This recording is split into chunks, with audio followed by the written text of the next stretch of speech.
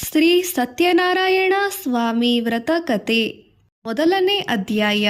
ವ್ಯಾಸ ಮಹಾಮುನಿಗಳು ಹೇಳುತ್ತಾರೆ, ಒಂದಾನೊಂದು ಕಾಲದಲ್ಲಿ ಶೌನಕರೇ ಮೊದಲಾದ ಮಹರ್ಷಿಗಳೆಲ್ಲರೂ ಜನರ ಹಿತವನ್ನು ಬಯಸುವವರಾಗಿ ನೈಮಿಷಾರಣ್ಯದಲ್ಲಿ ಮನೋಹರವಾದ ಸಭೆಯು ನಡೆಯಿತು.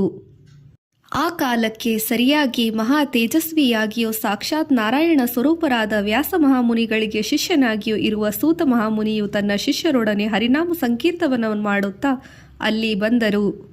ಆ ಶೌನಕಾದಿಗಳೆಲ್ಲ ತಪಸ್ಸು ಆಗುಂತರಾಗಿ ಬಂದ ಸಮಸ್ತ ಶಾಸ್ತ್ರಾಸ್ತ್ರಗಳನ್ನು ಸಾಂಗೋಪಸಾಂಗವಾಗಿ ಅರಿತ ಆ ಸೂತ ಮಹರ್ಷಿಗಳು ಕಂಡ ಕೂಡಲೇ ಎದ್ದು ನಿಂತುಕೊಂಡರು.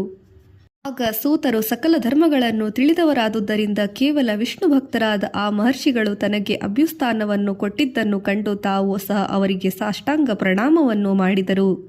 ನಂತರ ಮಹಾಬುದ್ಧಿವಂತರಾದ ಆ ಸೂತ ಮಹಾಮುನಿಯು ಆ ಋಷಿವರ್ಯರಿಂದ ಸಮರ್ಪಿಸಲ್ಪಟ್ಟ ಉತ್ತಮವಾದ ಪೀಠದಲ್ಲಿ ತಮ್ಮ ಶಿಷ್ಯ ಸಮೂಹರಿಂದ ಪರಿವೃತ್ತರಾಗಿ ಕುಳಿತುಕೊಂಡರು. ಆಗ ಋಷಿವರ್ಯರಾದ ಶೌನಕ ಮುನಿಯು ಎದ್ದು ನಿಂತು ಕೈಜೋಡಿಸಿಕೊಂಡು ವಿನಯದಿಂದ ಸೂತರನ್ನು ಕುರಿತು, ಎಲೆ ಸರ್ವಜ್ಞರಾದ ಸೂತ ಮಹರ್ಷಿಗಳೇ, ಈಗಲಾದರೂ ಕಲಿಯುಗವು ಪ್ರಾರಂಭವಾಯಿತು. ಈ ಯುಗದಲ್ಲಿ ಸರ್ವರು ಪಾಪಕರ್ಮದಲ್ಲಿ ಆಸಕ್ತರಾಗಿಯೂ ವೇದಾಧ್ಯಯನ ರಹಿತರಾಗಿಯೂ ಇರುತ್ತಾರೆ. ಅಲ್ಲದೆ ಅನ್ನಗತ ಪ್ರಾಣಿಗಳಾದುದರಿಂದ ಅಲ್ಪಾಯುಷ್ಯವುಳ್ಳವರೂ ಆಗಿದ್ದಾರೆ, ದರಿದ್ರರಾಗಿದ್ದಾರೆ, ಅನೇಕಾನೇಕ ರೋಗದಿಂದ ಪೀಡಿತರಾಗಿದ್ದಾರೆ ಇರುವರು. ಶಾಸ್ತ್ರಗಳಲ್ಲಿ ಹೇಳಿರುವ ಸತ್ಕರ್ಮಗಳಾದರೂ ಸುಲಭವಾದ ಉಪಾಯವು ಯಾವುದಿದೆ ಎಂದು ಕೇಳಿದರು. ಈ ಕಾರಣದಿಂದ ಈ ಕಲಿಯುಗದಲ್ಲಿ ಯಾರು ಸತ್ಕರ್ಮಾಚರಣೆ ಮಾಡಲಾರರೋ, ಈ ರೀತಿಯಾಗಿ ಸತ್ಕರ್ಮಗಳು ಕ್ಷೀಣಿಸಿ ಪಾಪವು ಹೆಚ್ಚಾದರೆ ಎಲ್ಲರೂ ದುರಾಭಿಮಾನವಾಗಿ ಪೀಡಿತರಾಗಿ ಪಾಪದಿಂದ ವಿಮುಕ್ತರಾಗುವುದು ಹೇಗೆ ಎಂದು ಶೌನಕರು ಸೂತ ಮಹರ್ಷಿಗಳಿಗೆ ಕೇಳಿದರು. ಅವು ಮಾತ್ರವಲ್ಲದೆ ತಮ್ಮ ವಂಶದವರೆಲ್ಲರೂ ಸೇರಿಕೊಂಡು ನಾಶವನ್ನು ಹೊಂದುತ್ತಾರೆ. ಆದುದರಿಂದ ಮಹಾ ತೇಜಸ್ವಿಗಳಾದ ಮಹರ್ಷಿಯೇ, ಅಲ್ಪ ಪ್ರಯಾಸದಿಂದ ಅಲ್ಪ ದ್ರವ್ಯದಿಂದ ಅಲ್ಪ ಕಾಲದಲ್ಲಿ ಪುಣ್ಯ ಗಳಿಸುವ ಉಪಾಯವನ್ನು ಹೇಳಬೇಕು. ಯಾವತ್ತಾದನೋ ಪ್ರೇರಣೆಯಿಂದ ಮನುಷ್ಯರು ಪುಣ್ಯನಾಗುವನೋ ಪಾಪನಾಗಲಿ ಮಾರುವರೋ, ಆ ಪುಣ್ಯ ಪಾಪ ಕರ್ಮ ಫಲಗಳ ಅರ್ಧ ಭಾಗವು ಆ ಉಪದೇಶಕರ್ತನಿಗೆ ಉಂಟೆಂದು ಶಾಸ್ತ್ರಗಳಲ್ಲಿ ನಿಶ್ಚಿತವಾಗಿರುವುದು. ಅಲ್ಲದೆ ಪುಣ್ಯ ಮಾರ್ಗವನ್ನು ತೋರಿಸುವವನು ದಯಾವಂತನು, ಸತ್ಯವಾದಿಯೋ ಪಾಪಕರ್ಮಗಳ ವಿಷಯದಲ್ಲಿ ಭಯಪಡತಕ್ಕದ್ನು. ಈ ನಾಲ್ವರೂ ಶ್ರೀಮನ್ನಾರಾಯಣನಿಗೆ ಸಮಾನರು. ಈ ಗುಣಗಳು ನಿನ್ನಲ್ಲಿರುವುದರಿಂದ ನೀನು ದೇವರಿಗೆ ಸಮಾನವೆಂದರ್ಥ. ಮತ್ತು ಯಾವತ್ತನೂ ಈ ಅಗಾಧವಾದ ಸಂಸಾರ ಮಹಾಸಮುದ್ರದಲ್ಲಿ ಮುಳುಗಿ ಅದರಲ್ಲಡಿಯೂ ಜ್ಞಾನವೆಂಬ ಅಮೂಲ್ಯವನ್ನು ರತ್ನವನ್ನು ಸಂಪಾದಿಸಿ ಇದನ್ನು ಇತರರಿಗೂ ಕೊಡುತ್ತಾನೆಯೋ, ಆತನ ವಿಚಾರದಲ್ಲಿ ಜ್ಞಾನರೂಪಿಯಾದ ಪರಮೇಶ್ವರನು ಸಂತುಷ್ಟನಾಗಿ ಆತನನ್ನು ಪ್ರೇಮದಿಂದ ಕಾಡುವವನು. ವಜ್ರ ವೈಡೂರ್ಯಾದಿ ರತ್ನಗಳಿಂದಲೂ ಅಮೋಘವಾದ ಜ್ಞಾನೋಪದೇಶದಿಂದ ಇತರರಿಗೆ ಅನುಗ್ರಹವನ್ನು ಮಾಡುವ ಪುರುಷನು ನರರೂಪಿಯಾದ ಶ್ರೀ ಮಹಾವಿಷ್ಣುವೇ ಸರಿ. ವ್ರತಾಚರಣೆಯಿಂದ ಅಥವಾ ಯಾವ ತಪಸ್ಸಿನಿಂದ ಮನೋರಥಗಳು ಸಿದ್ಧಿಯಾಗುವುದೋ ಅದೆಲ್ಲವೂ ತಮ್ಮಿಂದ ತಿಳಿಯಲು ಬಹ ಆಶೆಯುಳ್ಳವನಾಗಿದ್ದೇನೆ. ನೀವಾದರೂ ಸಮಸ್ತ ವೇದಾಂಗಗಳನ್ನು ತಿಳಿದವರು. ಶ್ರೀ ವ್ಯಾಸ ಮಹಾಮುನಿಗಳೇ, ಶಿಷ್ಯರಾದ ನಿಮ್ಮ ವಿನಾ ನಮಗೆ ಉಪದೇಶಕರ್ತರು ಬೇರೆ ಯಾರೂ ಇಲ್ಲ ಎಂದು ಹೇಳಿದರು. ಈ ರೀತಿಯಾಗಿ ತೇಜಪುಂಜರಾದ ಆ ವ್ಯಾಸ ಶಿಷ್ಯರಾದ ಸೂತ ಪುರಾಣಿಕರು ಆ ಶೌನಕಾದಿ ಮುನಿ ಶ್ರೇಷ್ಠರನ್ನು ಕುರಿತು, ಮುನಿವರ್ಯರೇ, ತಪಪ್ರಭಾವದಿಂದ ಸಮಸ್ತ ಪಾಪಗಳನ್ನು ಕಳೆದುಕೊಂಡು ಸರ್ವಕಾಲದಲ್ಲಿಯೂ ಜನರ ಹಿತವನ್ನು ಕೋರುತ್ತಿರುವವರು ನೀವೇ ಧನ್ಯರು. ಸಕಲ ಶಾಸ್ತ್ರಾರ್ಥಗಳನ್ನು ಅರಿತು ನಿಮಗೆ ತಿಳಿದ ಅಂಶವು ಯಾವುದೂ ತಾನೇ ಇರುವುದು.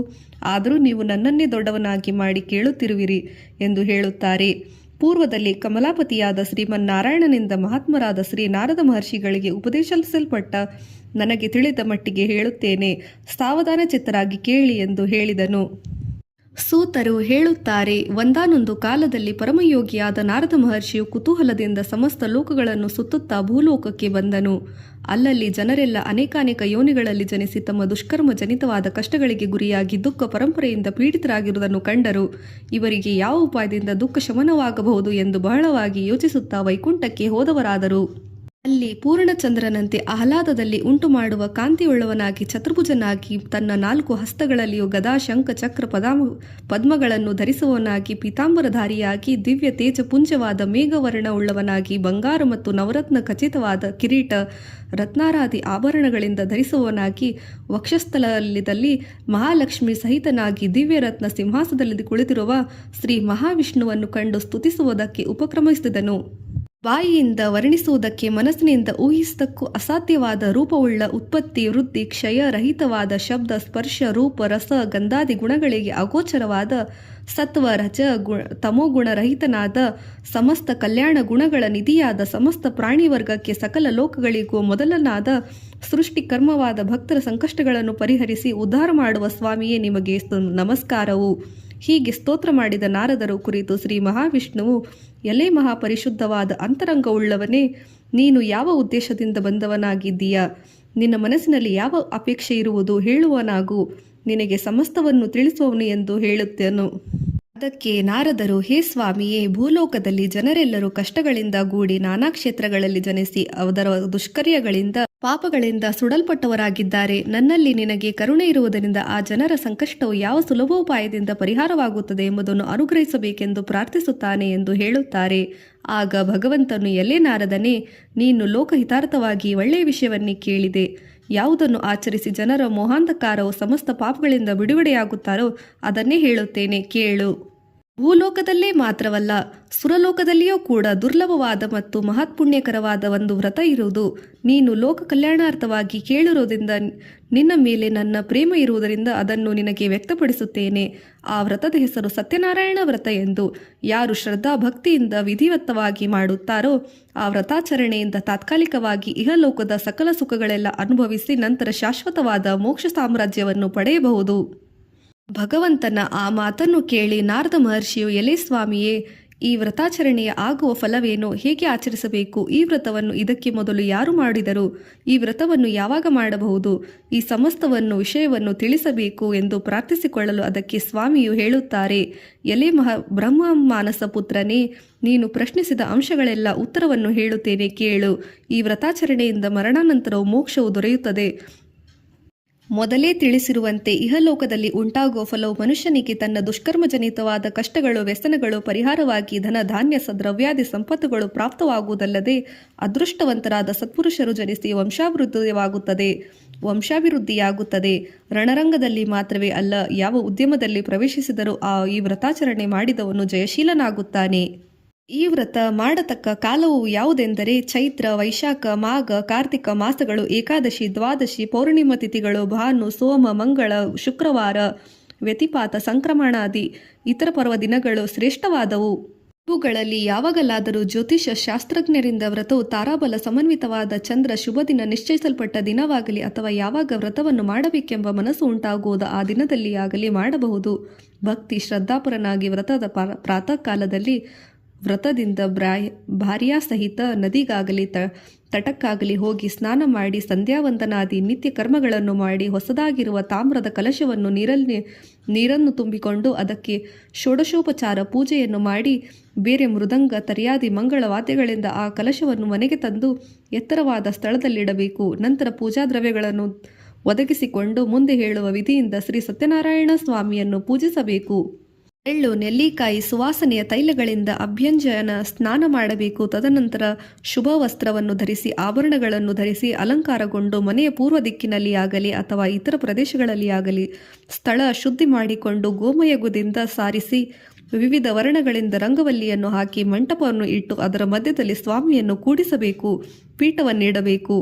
ಆ ಪೀಠದ ಮಧ್ಯಭಾಗದಲ್ಲಿ ಅಷ್ಟದಳ ಪದ್ಮವನ್ನು ಬರೆದು ನೂತನ ವಸ್ತ್ರ ದ್ವಯನ್ನು ಬರೆದು ಪ್ರಣವ ಓಂಕಾರವನ್ನು ಉಚ್ಚರಿಸಿ ಆ ಪ್ರಣವದ ಮೇಲೆ ನದಿಯಿಂದ ತಂದ ಕಲಶವನ್ನು ಇಡಬೇಕು. ಆ ಕಲಶದ ಮೇಲೆ ಅಕ್ಕಿಯಿಂದ ತುಂಬಿದ ಮತ್ತೊಂದು ಕಲಶವನ್ನು ಇಟ್ಟು ಅದರ ಮೇಲ್ಭಾಗದಲ್ಲಿ ಶ್ರೀ ಸತ್ಯನಾರಾಯಣ ಸ್ವಾಮಿಯ ವಿಗ್ರಹ ಅಥವಾ ಭಾವಚಿತ್ರವನ್ನು ಸ್ಥಾಪಿಸಬೇಕು. ಇಷ್ಟ ಮಿತ್ರರು, ಬಂಧುಗಳಿಂದ, ಬ್ರಾಹ್ಮಣ ಸುವಾಸಿನಿಯರಿಂದಲೂ ಕೂಡಿ ಧರ್ಮ ತತ್ಪರರಾಗಿ ವಿಘ್ನೇಶ್ವರ, ಗೌರಿ, ವರುಣ, ಬ್ರಹ್ಮ, ವಿಷ್ಣು, ಮಹೇಶ್ವರರ ನವಗ್ರಹ ದಿಕ್ಪಾಲಕರ, ದುರ್ಗಾ, ಗಣಪತಿ, ಕ್ಷೇತ್ರಪಾಲಕ, ವಾಸ್ತುಪುರುಷ ಅಂಗದೇವತೆಗಳನ್ನು ಮೊದಲು ಪೂಜಿಸಿ ನಂತರ ಮಹಾಲಕ್ಷ್ಮಿ ಸಹಿತವಾಗಿ ಶ್ರೀ ಸತ್ಯನಾರಾಯಣ ಸ್ವಾಮಿಯನ್ನು ಕಲ್ಪೋಕ್ತವಾಗಿ ವಿಧಿಯ ಪ್ರಕಾರ ವಸ್ತ್ರ, ಆಭರಣ, ಗಂಧ, ಆಯಾ ಕಾಲದಲ್ಲಿ ದೊರೆಯಬಹುದಾದ ಪುಷ್ಪಗಳು, ಧೂಪ, ದೀಪಗಳಿಂದ ಅರ್ಚಿಸಿ ಭಕ್ತಿ ಸಂಪನ್ನರಾಗಿ ಬಾಳೆಹಣ್ಣು, ಸಕ್ಕರೆ, ತುಪ್ಪ, ಹಾಲು, ರವೆ ಇವುಗಳಿಂದ ಮಿಶ್ರಿತ ಪಕ್ವಾನ ಮಾಡಿ ಸಪಾದವಾದ ಸಜ್ಜಿಗೆ, ಭಕ್ಷ್ಯವನ್ನು, ಇತರ ಭಕ್ಷ್ಯ ಭೋಕ್ಷಾದಿಗಳನ್ನು, ಫಲಗಳನ್ನು ನೈವೇದ್ಯ ಮಾಡಬೇಕು.